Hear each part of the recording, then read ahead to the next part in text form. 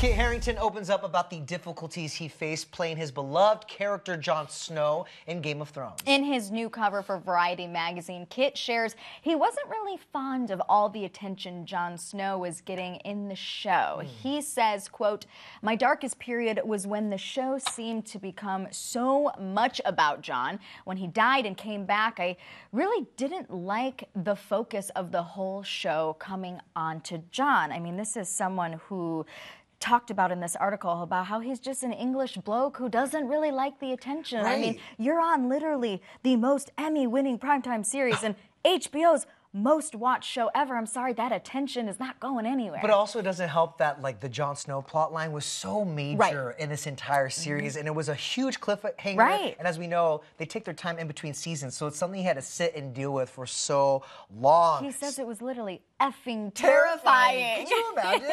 Which is why he says he liked being on location shooting the show. Right. I mean, sometimes literally in the middle of nowhere where there's no attention. I mean, we keep talking about how, you know, obviously this show is a global phenomenon and so much attention that even President Obama at one point was asking the HBO CEO if Jon had really died. I mean, everybody was talking about it. And just imagine having that pressure on you and then having to keep all these secrets in your head and keep track of, you know, who you've told things to or if you have and what you can't say. It's a lot of pressure on someone. There's that part, right? But then there's also just the mega stardom. I mean, it shot him to fame.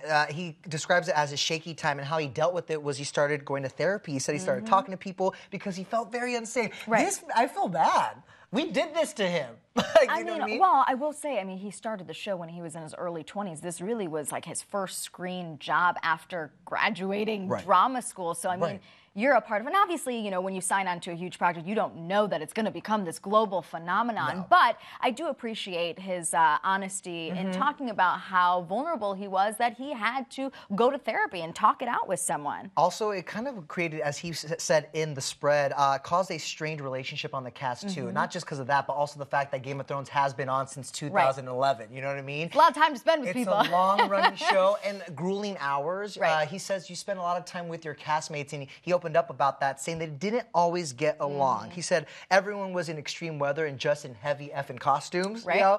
I was there the whole time this year. I felt a bit like people were coming in and out, and Jon Snow was just effing there the whole time. So it got the best of him. He shared that I think they got tired because we could see the end was coming. That's a way of emotionally detaching from something. Relationships very slightly starting to strain, just on the edges, just frayed. But now everyone loves each other. Like you mentioned, obviously being in extreme weather and in costumes and knowing the end is near, it's got to be an emotionally draining time where tensions are high, emotions are high, and people don't know how to deal with them. And in fact, he revealed that they cried at the table read of the final season. And so he you're did right, emotions are high. too. Obviously, like we've said, this is a role that has been a part of his life for almost a decade, and it's such a huge part of his show that his wedding photos, he says, literally he has that Jon Snow hair because he can't get rid of it. It's a part of his contract. But he says on the last day of shooting, he said, I took off the costume and it felt like my skin was being peeled away. I was very emotional. It felt like someone was shedding me of something.